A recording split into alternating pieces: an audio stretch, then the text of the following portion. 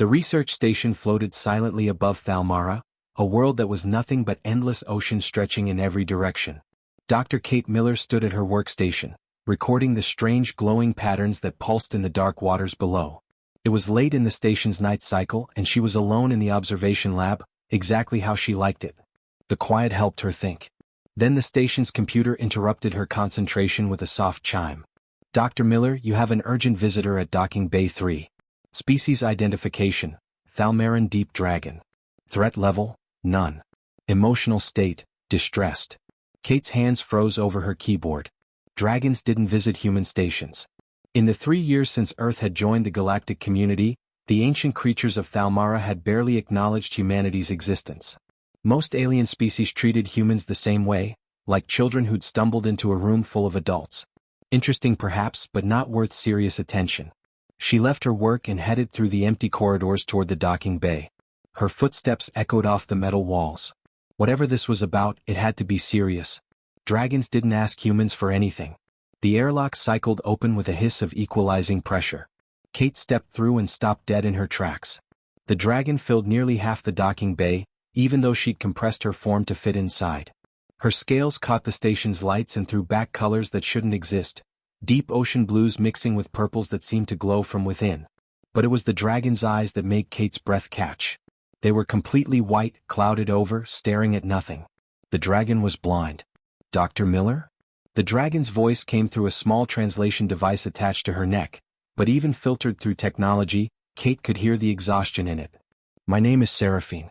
I apologize for coming unannounced. I need help. Your help. Kate heard something in those words that she recognized. She'd heard it in hospital waiting rooms back on Earth, in the voices of people who'd run out of options and were down to their last hope. Desperation. Tell me what's wrong, Kate said, keeping her voice calm and steady. Seraphine lowered her massive head, and Kate saw the dragon's body trembling. I have traveled to every corner of this galaxy. I've spoken to the crystalline physicians who can heal wounds with light. I've begged the plasma wielders who can reshape matter with their minds. I even sought out the temporal monks who exist outside normal time. She paused, and when she spoke again, her voice was barely a whisper. They all said the same thing. Impossible. They all said it was impossible. What happened? Kate asked, stepping closer. She wasn't afraid. Dragons were predators, sure, but so were humans once upon a time. She understood predators. My father is Drakmor the Ancient. He's been the guardian of Thalmara's southern trench for over 3,000 years. 6 months ago he was patrolling the deep void beyond our world. He encountered something out there. Barnacles, but not like any we'd seen before. They came from the darkness between stars. Seraphine's blind eyes seemed to stare right through Kate. They attached to him. Within days they covered his body. Within weeks they had spread everywhere. And now? The dragon's voice broke. Kate waited, letting her gather herself. Now my father is stone. Millions of these creatures have turned his body into a tomb.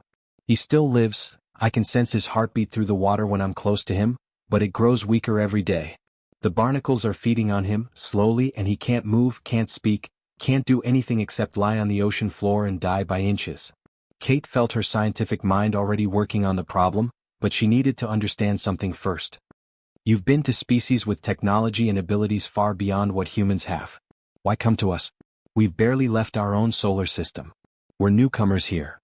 Seraphine moved her head, tracking Kate's position perfectly despite being unable to see.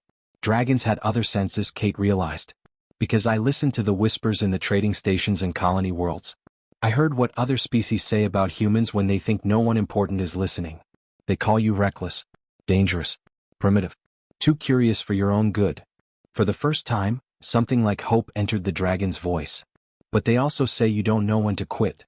That you come from a world that should have killed your species 1,000 different ways, but you survived because you were too stubborn to die.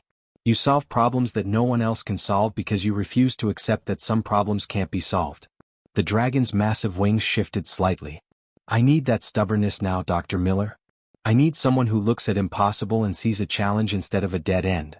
Kate felt the weight of those words settle on her shoulders. This wasn't just about one dragon. This was about what humanity could offer to a galaxy that had already decided humans didn't matter much. A chance to prove that being young and stubborn and refusing to accept limits was worth something. Show me, Kate said simply.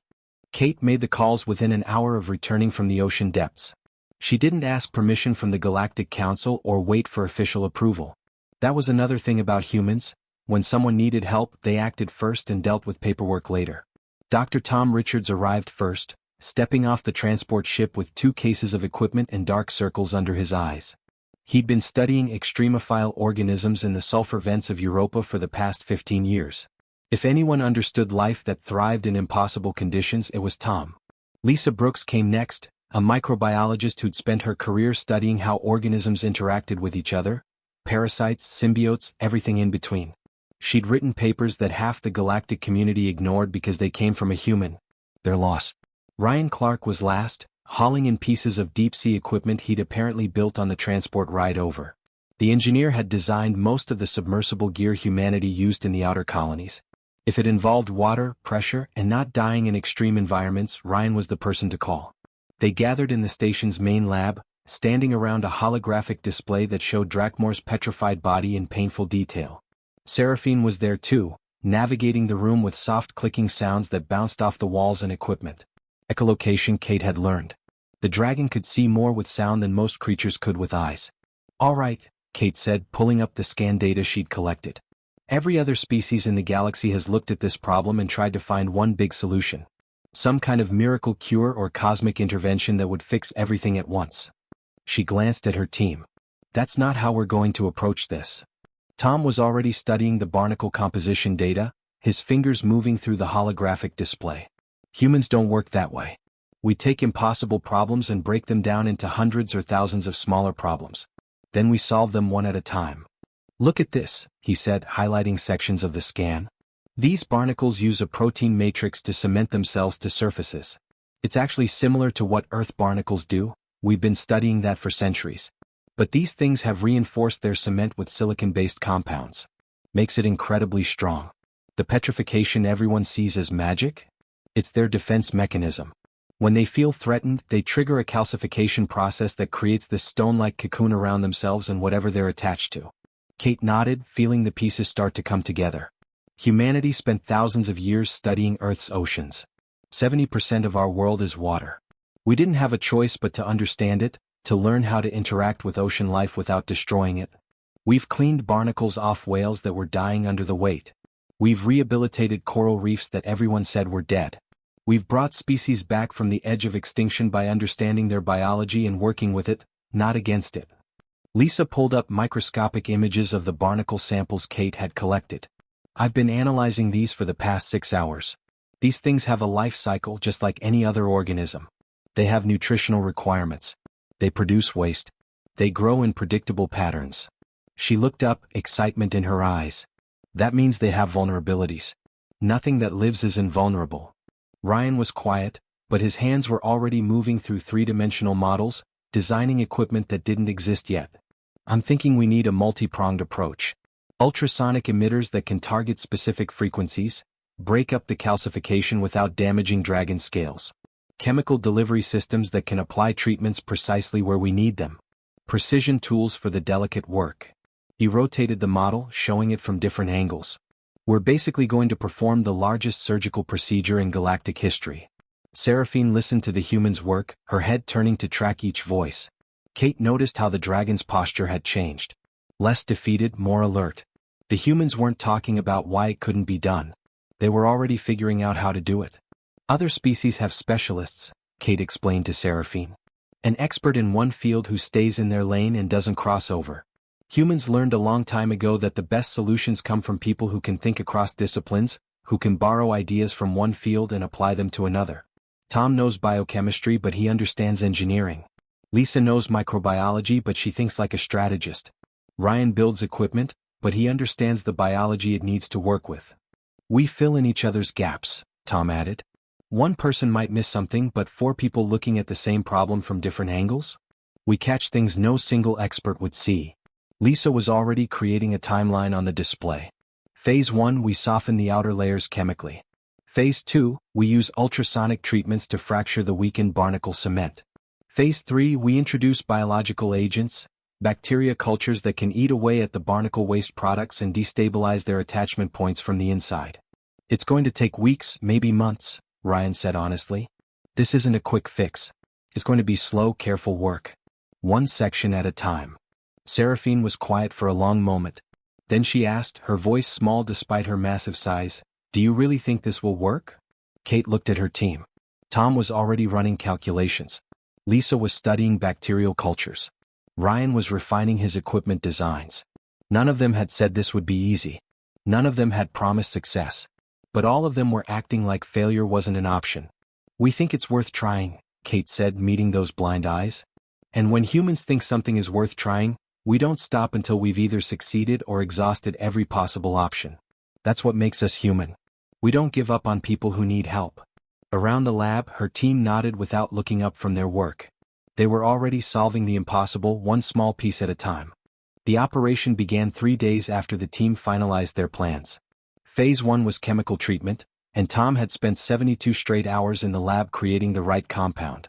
It was based on the same acids and enzymes humans had used for decades to clean barnacles off ships and rescue marine animals back on Earth, but scaled up to handle something no human had ever faced before: millions of alien barnacles covering a creature the size of a skyscraper.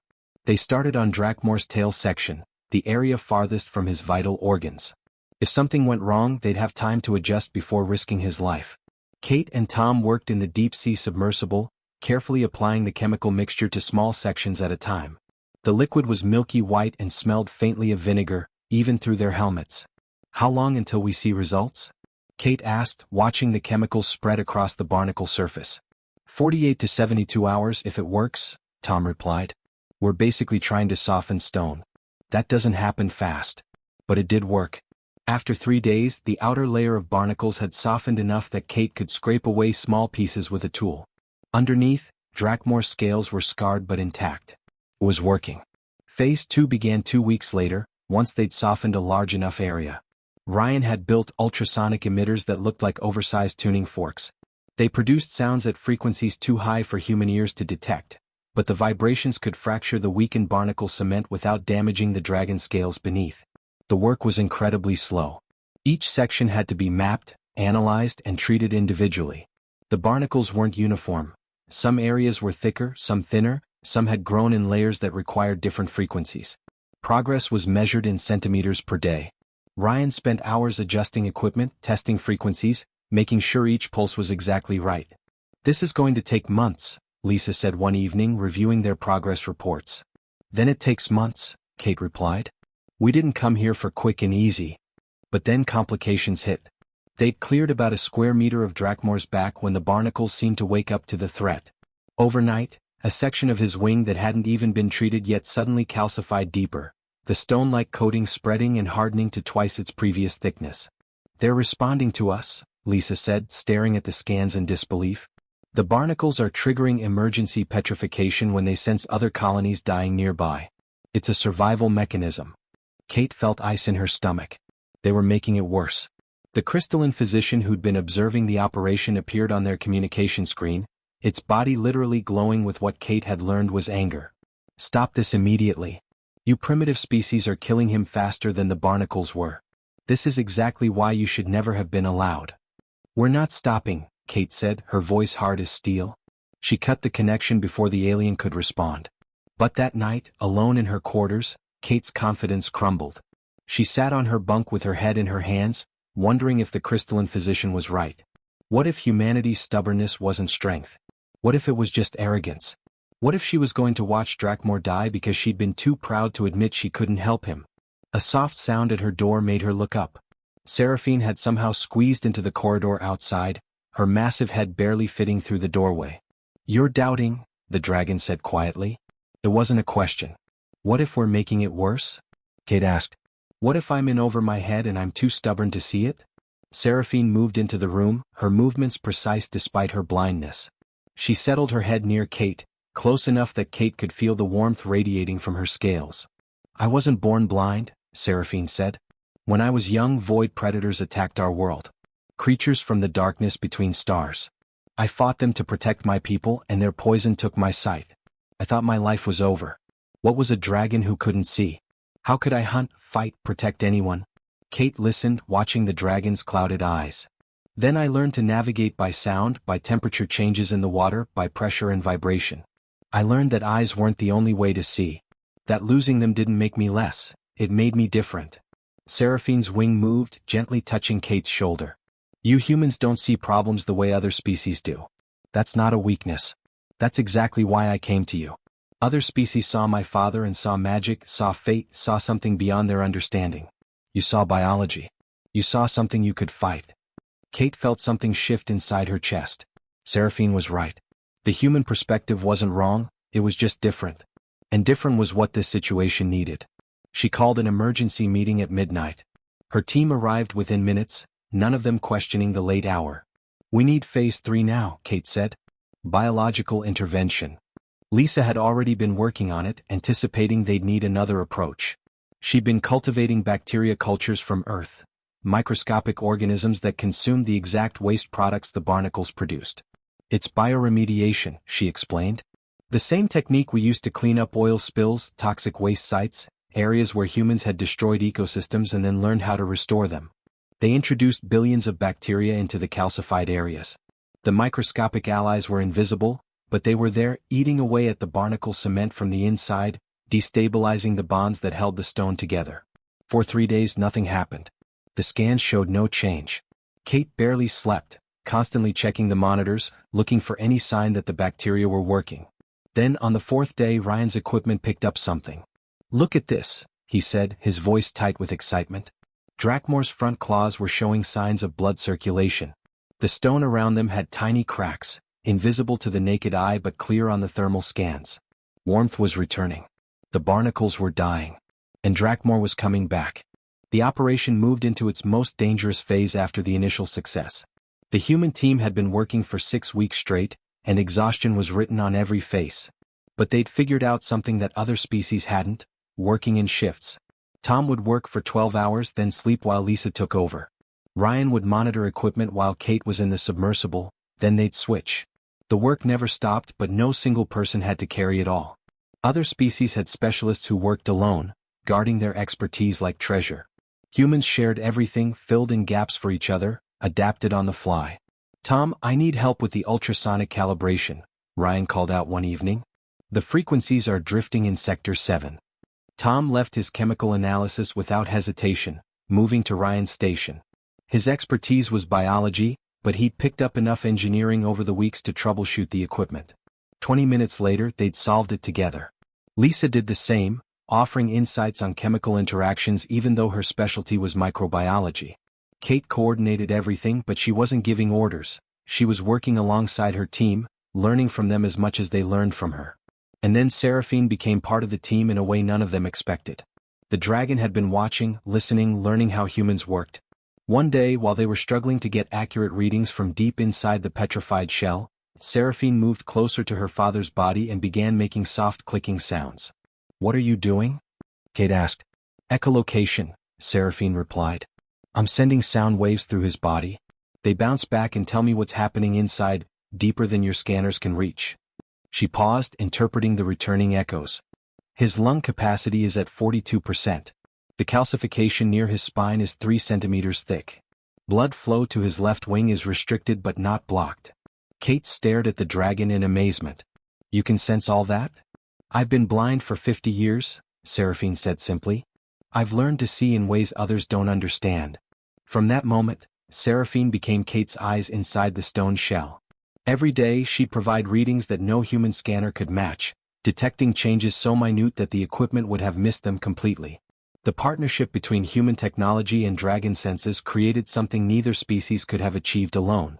They were making real progress. Half of Drakmore's body was now free of barnacles, his scales visible again after months of being buried. His breathing had strengthened. Blood was flowing to areas that had been cold and dead. Then everything went wrong. Lisa was monitoring the deep scans when her screen suddenly flooded with red warning indicators. No, no, no, she shouted, her voice cracking with panic. Cascade petrification. The barnacles are triggering something near his heart chamber. Kate ran to her station looking at the readings that made her blood turn to ice. The remaining barnacles, sensing their colonies dying around them, had activated some kind of final survival mechanism. They were calcifying deeper and faster than ever before, and the wave of petrification was spreading directly toward Drakmore's heart. If it reaches his heart he's done, Tom said quietly, running calculations on his screen. Even if we remove every other barnacle on his body, he'll be permanently dead inside that shell. Kate checked the spread rate. How long do we have? 4 hours, Lisa said, her voice hollow. Maybe less. The observation room, where representatives from a dozen alien species had been watching the operation, erupted in activity. The crystalline physician's glow turned dark blue with satisfaction. They'd been right all along. The plasma wielder representative actually started moving toward the equipment controls. Kate stepped in front of them, blocking their path. We're not stopping. You've failed, the plasma wielder said, its energy form flickering with agitation. You're going to kill him. End this before you make it worse. We're going to save him, Kate shot back. Her team had stopped working, all eyes on her. She could feel the weight of the moment. 4 hours to do something that had never been done, or watch Drakmor die knowing they'd tried everything except the one thing that might work. Tom, Lisa, Ryan, she said, turning to her team. Configure everything for combined assault. All 3 phases at once, focused directly on the cascade point. Chemical dissolution, ultrasonic fracturing, and bacterial acceleration. Everything we have all at the same time.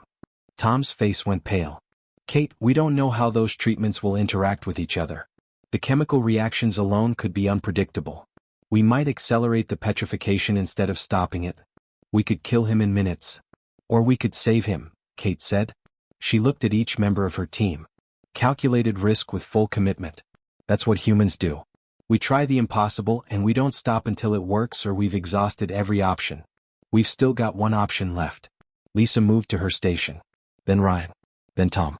No more arguments. No more hesitation. They had one shot and they were taking it. Kate gave the command. The equipment hummed to life with a sound that vibrated through the entire station. Chemicals flooded into the targeted area, more concentrated than they'd ever used before. Ultrasonic emitters fired at maximum power, frequencies overlapping and creating interference patterns no one had tested. Billions of bacteria surged forward, consuming waste products faster than the barnacles could produce them. For 30 seconds nothing happened. The monitors showed the cascade still advancing. Then it slowed. Just slightly but measurably. Then it stopped. And then, impossibly, it began reversing. The barnacles, hit simultaneously from 3 different directions with treatments that attacked every aspect of their biology at once, couldn't adapt fast enough. They began dying in massive waves, entire colonies collapsing within minutes. The cement that had seemed unbreakable crumbled like sand. Seraphine's clicking sounds became rapid, urgent. His heartbeat, she cried out. It's strengthening. Blood pressure is rising. He's... The alien observers stood in absolute silence, watching their monitors confirm what they declared impossible. Humanity had done it again. The final 3 days felt longer than all the weeks that had come before. Kate and her team worked carefully, methodically removing the last sections of dead barnacles from Drakmor's body. They couldn't rush now, not when they were so close. One mistake could still cost the ancient dragon his life. Drakmor's head emerged first. Tom and Ryan worked together in the submersible, clearing away the last pieces of calcified shell from around the dragon's face. The moment they pulled away the final chunk, Drakmor's eyes opened. They were gold, brilliant and ancient, seeing sunlight filtered through ocean water for the first time in 6 months. The dragon blinked slowly as if remembering how. Then his gaze focused on the submersible, on the 2 humans inside who just freed him. Kate watched from the surface station, her heart pounding. Seraphine, she said softly. Your father's awake. The blind dragon had been resting in the corner of the control room. Now she moved with speed Kate hadn't seen before, her massive body somehow squeezing through corridors that seemed too small for her. Within minutes, she was in the water, swimming down to where her father lay. Kate watched through the submersible's cameras as Seraphine reached Drakmor. The ancient dragon lifted his head, still weak, still mostly trapped in stone, but conscious and aware. He made a sound that the translator couldn't capture, something too deep and too meaningful for words. Seraphine pressed her head against her father's, and both dragons stayed that way for a long moment. No one on the human team spoke. Some moments didn't need commentary. Over the next 2 days, they freed Drakmor's body section by section. His torso emerged, scarred where the barnacles had dug deepest but intact. His legs came next, and with Tom's help he managed to move them for the first time in half a year. The muscles were weak, atrophied from months of immobility, but they worked. Finally they reached his wings. This was the part Kate had worried about most. Wings were delicate, full of blood vessels and membranes that could tear easily. If they damaged the wings, Drakmor might never fly again, and for a dragon that was like losing half of yourself. But Ryan had designed special tools for exactly this work. Soft brushes that vibrated at specific frequencies, breaking up the last barnacle cement without scratching the wing membrane beneath. It took 18 hours of continuous careful work, but when they finished, Drakmor spread his wings for the first time since the barnacles had taken him. The wingspan was enormous, blocking out what little light reached this depth. Drakmor flexed them experimentally, testing muscles that remembered flight. Then he pushed off from the ocean floor and swam upward, his daughter beside him, both dragons rising through the dark water toward the light above. Kate and her team watched from the station as two dragons broke the surface of Thalmara's ocean. Drakmor drew a full breath of air, his chest expanding in a way that hadn't been possible for 6 months. Then he looked up at the research station floating above and rumbled something that the translator rendered as simply, "Thank you." But Kate heard more than gratitude in those words. She heard wonder, confusion, and something like respect. The galactic community had been watching the entire operation through live feeds. Some species were amazed at what humanity had accomplished. Others seemed unsettled, as if they just realized that these young upstart humans might be more capable than anyone had assumed. The Galactic Council called for a formal statement. Kate found herself standing in the station's communication room, looking at holographic representatives from 100 different species, all waiting to hear what she had to say. She kept it simple. Humans didn't do anything extraordinary. We just refused to accept that one life wasn't worth the effort. She paused, thinking about her grandmother cleaning oil-covered birds, her father replanting dead reefs, the millions of humans throughout history who'd looked at damaged, broken things and decided they were worth saving. We're pack animals from a world that tried to kill us in 1,000 different ways. We survived by learning that cooperation, patience, and stubbornness matter just as much as strength or intelligence. Then Drakmor himself appeared in the transmission, his massive form filling the screen. The ancient dragon looked at the assembled council members, and when he spoke, his voice carried weight that came from 3,000 years of living. "I have watched empires rise and fall," he said. "I have seen species achieve wonders and then fade into history. But I have never encountered a people quite like humanity." His golden eyes seemed to look at each council member individually. They are young. They are reckless. They are foolish enough to believe that impossible simply means no one has solved it yet. He paused, and something like amusement entered his voice. They do not need to be the oldest species among the stars. They do not need to be the strongest or the wisest. They need only to be what they are, persistent, creative, and too stubborn to accept that some problems cannot be solved. The council chamber fell silent. Then, slowly, representatives began to nod. Some looked uncomfortable, but they couldn't deny what they'd witnessed. Within a month, the human-dragon medical exchange was established. Species that had ignored humanity for years were suddenly sending requests for consultation on problems they'd abandoned as unsolvable. Some were medical. Others were engineering challenges, environmental disasters, social issues that had festered for generations. All of them had one thing in common: everyone else had given up on them. Kate and her team took on 3 more cases that year. Not all of them succeeded, but they tried, and that seemed to matter almost as much as the outcomes. Seraphine stayed at the Thalmara station, officially as a liaison but really as Kate's friend. The blind dragon taught Kate how to sense the ocean the way dragons did, through temperature changes and pressure waves and currents that told stories if you knew how to listen. Kate taught Seraphine to see problems the way humans did, not as immovable obstacles but as puzzles waiting for someone patient enough to solve them piece by piece. Late one evening they stood together on the observation deck, watching Drakmor swim through the depths below. The ancient dragon moved with grace restored, hunting in the trenches he'd protected for thousands of years. "Thank you," Seraphine said quietly, "for not giving up on us." Kate smiled, watching the dragon circle in the deep water. "That's the thing about humans. We don't really know how to give up. It's our blessing and our curse." She glanced at her friend. "But mostly our blessing." Below them, Drakmor dove deeper, alive and free and whole. Proof that sometimes the youngest voice in the room had the freshest answers. And that humanity's greatest strength would always be their stubborn refusal to accept that hope was ever truly lost.